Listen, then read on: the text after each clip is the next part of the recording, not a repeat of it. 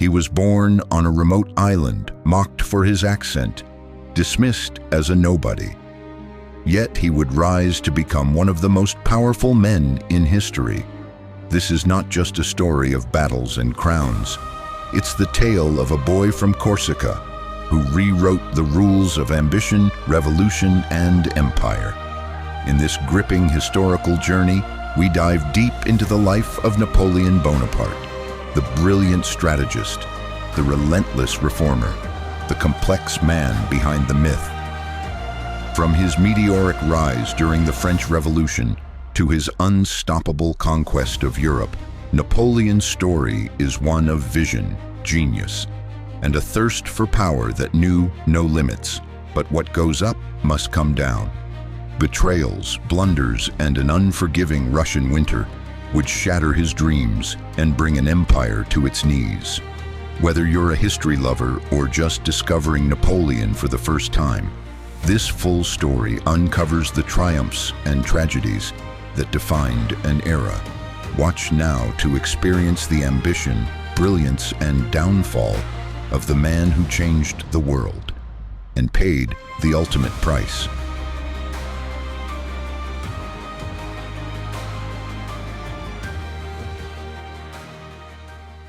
Napoleon Bonaparte was born on August 15, 1769, in Ajaccio, Corsica, a rugged island that had only recently been transferred from Genoese to French control. He was the second of 8 surviving children in a family of minor nobility. Though they carried an aristocratic title, the Bonapartes were far from wealthy. This paradox, a noble name without fortune, would shape Napoleon's psyche, fueling his obsession with status, power, and merit.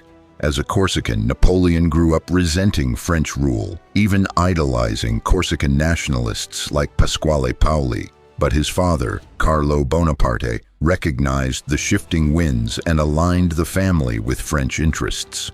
Thanks to Carlo's political maneuvering, Napoleon received a scholarship to study in mainland France, entering a military academy at Brienne-le-Château at just 9 years old. He barely spoke French and was mocked for his Corsican accent and outsider status, which only intensified his ambition. At Brienne, Napoleon proved brilliant in mathematics and history, but socially isolated.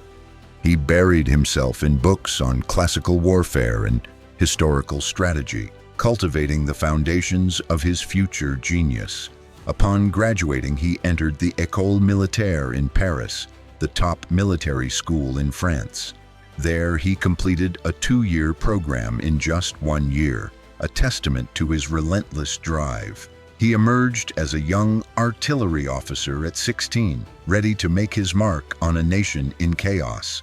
The French Revolution, igniting just a few years after his military commission, would prove to be the perfect storm. As old hierarchies crumbled, opportunities opened up for those with skill and boldness. Napoleon's moment was approaching. While many officers fled or were purged, he stayed, sensing the revolution as a ladder he could climb. He was ambitious, yes, but he was also strategic, waiting for the right moment to strike. Napoleon's Corsican identity was both a burden and a weapon. It made him an outsider, but also hardened him against rejection. His early years were marked by rejection and ridicule, but they built an iron will. He wasn't born to rule France. He was born to defy it, bend it, and eventually crown himself its emperor. This unlikely journey from mocked Corsican outsider to future ruler of Europe began in the shadows of mountainous Ajaccio, under the weight of poverty, pride, and promise. And while no one in France saw it coming, young Napoleon had already begun to write his destiny in defiance of them all. The French Revolution didn't just shake the monarchy, it shattered centuries of rigid class structures, turning France into a powder keg of chaos and opportunity. For Napoleon Bonaparte, the revolution wasn't merely a historical event. It was a wide-open gate to glory. Amid the turmoil, the French military was gutted by desertions and purges. Young, capable officers like Napoleon suddenly had a clear runway to rise fast, if they could prove themselves. Napoleon's first real taste of command came during the siege of Toulon in 1793. Royalists had handed the port over to the British Navy, threatening to strangle the revolution. Napoleon, still in his early 20s, crafted an audacious artillery strategy that forced the British to retreat. His brilliance didn't go unnoticed. At just 24, he was promoted to brigadier general. In a nation starved for heroes, the Corsican outsider was becoming indispensable. But the streets of Paris were no safer than the battlefield. In 1795, royalist mobs stormed the capital in the infamous 13th Vendémiaire uprising. The revolutionary government turned to Napoleon. He didn't hesitate. Using a whiff of grape shot, cannons fired at close range, he crushed the revolt in minutes. His ruthless efficiency earned him the position of Commander of the Army of the Interior and the admiration of political leaders, including Paul Barras. Soon after, Napoleon was handed command of the Army of Italy. What followed was nothing short of astonishing. Against better-equipped Austrian forces, Napoleon's strategic mind turned the mountainous terrain to his advantage. He didn't just win battles, he rewrote the rules of war. His troops, previously disorganized and demoralized, began to idolize him. He inspired not through nobility of birth, but by being smarter, bolder, and faster than everyone else. The Italian campaign made Napoleon a household name in France. It wasn't just about military victories, it was theater. He dictated newspaper articles about his conquests, shaping his image with the precision of a modern PR campaign. He knew perception was power, and with each headline he drew closer to the ultimate prize, political dominance. By the end of the 1790s, Napoleon wasn't just a general, he was a national obsession. In a revolutionary France hungry for order, glory, and a savior, he was all three. The rise was meteoric, and it had only just begun.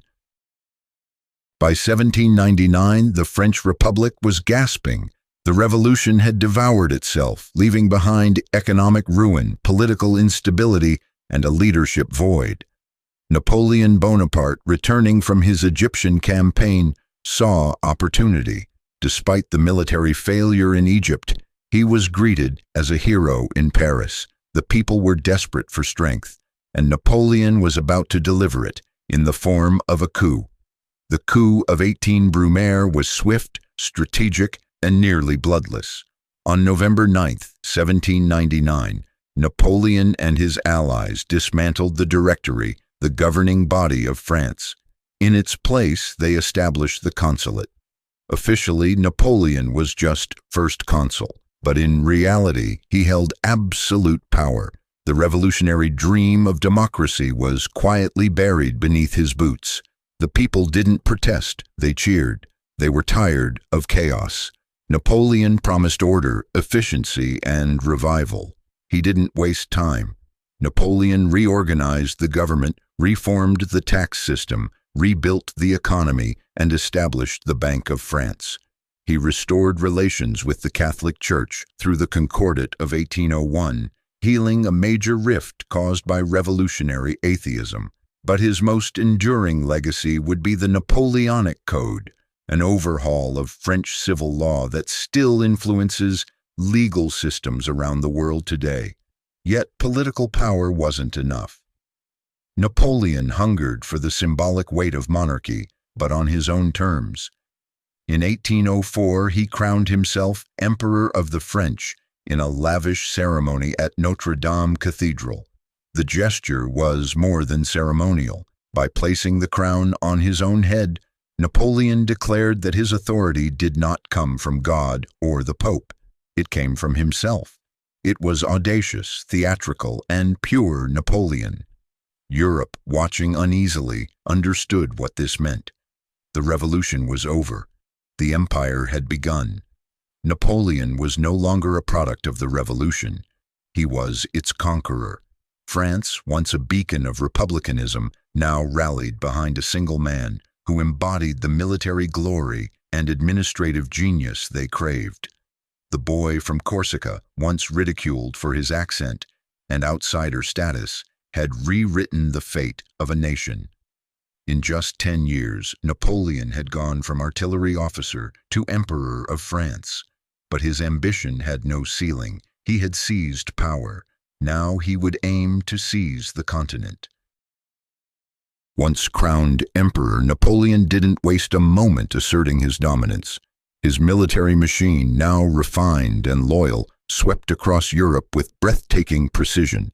Between 1805 and 1809, he orchestrated a string of legendary victories that solidified his reputation as one of the greatest military minds in history. The Battle of Austerlitz in December 1805 was Napoleon's masterpiece. Facing a combined force of Russian and Austrian armies, numerically superior and seemingly unbeatable, he lured them into a trap with deceptive positioning. When the moment was right, he struck with surgical brilliance. The enemy collapsed. It was such a stunning victory that even his foes began to see him as invincible. Austerlitz wasn't just a military win, it was psychological domination. He followed it with triumphs at Jena, Friedland, and Wagram, dismantling coalitions that dared to oppose him. The Napoleonic Empire expanded rapidly, stretching from Spain to Poland. He placed family members on thrones, brothers ruling Spain, Naples, Holland. He wasn't just conquering, he was reordering Europe in his own image. Every campaign wasn't just a battle, it was a statement of supremacy. Back home, Napoleon's domestic achievements kept pace with his conquests. He centralized administration, built roads and infrastructure, and promoted science and education. The Napoleonic Code standardized laws across the empire, abolishing feudal privileges and setting a model for justice systems still in use today. Even his enemies couldn't ignore the administrative brilliance of his regime. But Napoleon was more than a general or a lawgiver. He was a master of image. Paintings, propaganda, and monuments cast him as a modern Caesar. He controlled the narrative. He wasn't just leading an empire, he was becoming a myth. The French people, weary of revolution and hungry for greatness, embraced the myth fully. For a time, Napoleon seemed unstoppable, and yet, in the shadows of this glory, cracks were beginning to form. Every empire has its limits. Napoleon's had not yet been tested, but the tests were coming, and they would strike at the very core of everything he had built.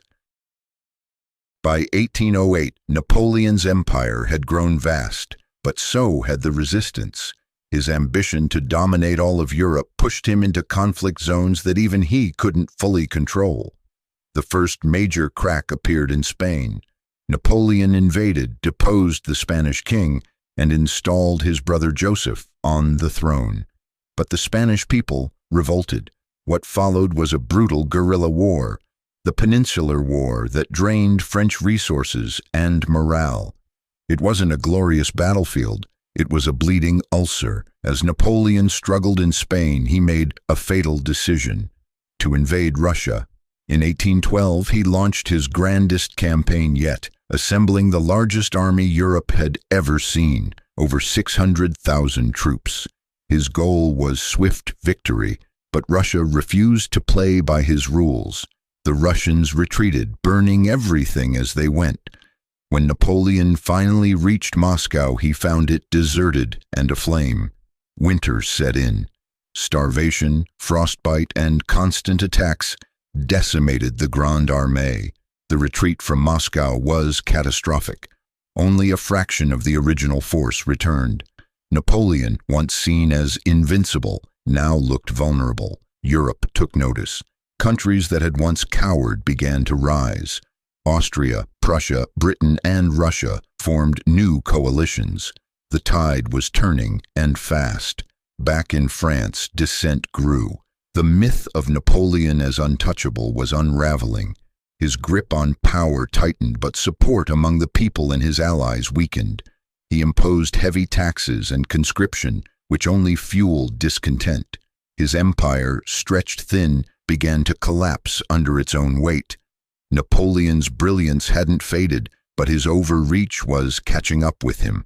He had broken too many treaties, offended too many rulers, and exhausted too many men. His enemies were uniting with renewed purpose, not just to contain him, but to destroy him. The fall hadn't come yet, but the seeds were sown. In chasing total domination, Napoleon had entered a war he couldn't win, a war against geography, endurance, and time itself. By 1813, Napoleon was surrounded. The Russian disaster had shattered his invincible image, and now a grand coalition of European powers was closing in. Britain, Russia, Prussia, and Austria, once bitter rivals, were now united with one goal: to bring Napoleon down. Still, he fought with relentless energy, winning some battles, but the numbers were no longer in his favor. The pivotal blow came at the Battle of Leipzig, known as the Battle of Nations. It was the largest battle in European history at the time, involving over 600,000 soldiers. Napoleon's forces were overwhelmed. He retreated, but the noose tightened. One by one, his allies abandoned him. Even Paris, the heart of his empire, fell in 1814 without a major fight. The people were exhausted. The empire had become a burden. Facing the inevitable, Napoleon abdicated the throne in April 1814. In an astonishing move, he was exiled not to a prison, but to the small Mediterranean island of Elba. He retained the title of emperor and was even given a small army. Europe believed the problem was solved, but Napoleon had other plans. After less than a year in exile, he escaped Elba and returned to France in March 1815. In a moment that stunned the world, he marched toward Paris, unopposed. Soldiers sent to arrest him joined him instead. The people cheered. The old magic seemed to return. Thus began the 100 Days, Napoleon's brief and astonishing comeback. But Europe would not make the same mistake twice. The coalition reassembled. The final reckoning came at the Battle of Waterloo on June 18, 1815. Napoleon's tactics were sharp, but the Allies, led by Wellington and Blücher, held their ground. Rain-soaked fields, delayed attacks, and fierce resistance doomed him. Napoleon was defeated, completely and finally. He surrendered days later, hoping for asylum in Britain. Instead, he was sent into a second exile, this time to the remote island of St. Helena in the South Atlantic. There would be no escape, no return. The emperor had fallen. Napoleon Bonaparte arrived at St. Helena in October 1815.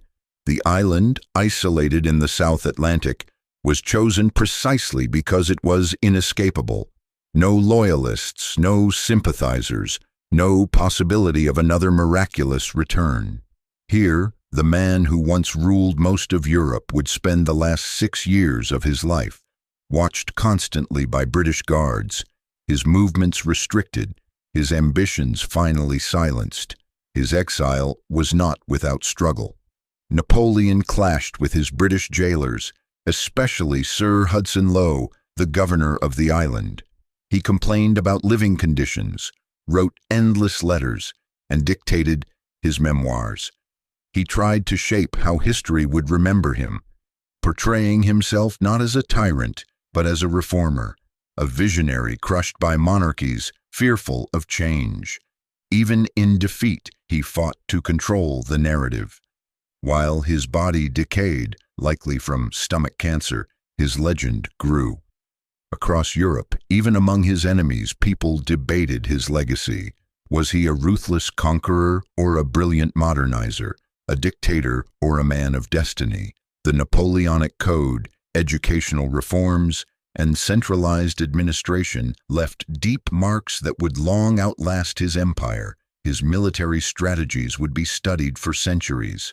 On May 5, 1821, Napoleon died.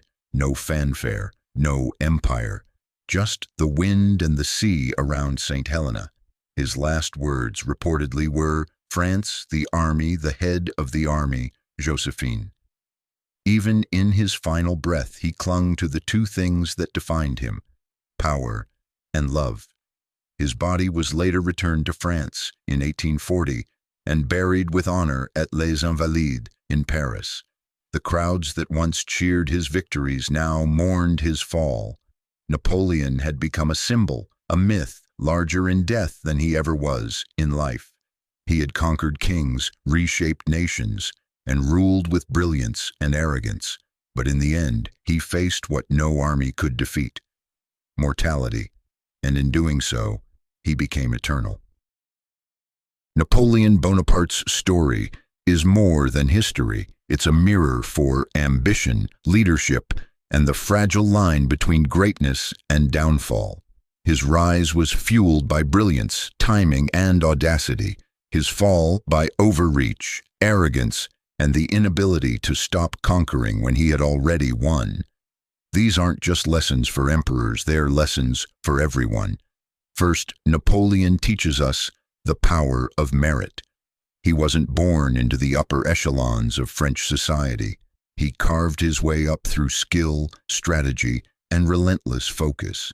In a world defined by birthright, he proved that talent and vision could beat tradition. This alone changed how Europe viewed leadership forever, but he also shows the dark side of unchecked ambition. Napoleon's greatest victories bred the seeds of his defeat. He could never say enough. Each success made him believe he was invincible, immune to limits, and so he overreached, politically, militarily, even geographically. The moment he turned from liberator to conqueror, the world began to turn on him. There's also a lesson in perception. Napoleon mastered his image like a modern politician.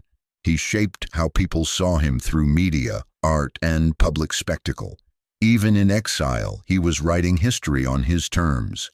Leaders today still emulate this strategy, crafting legacies even before they're gone.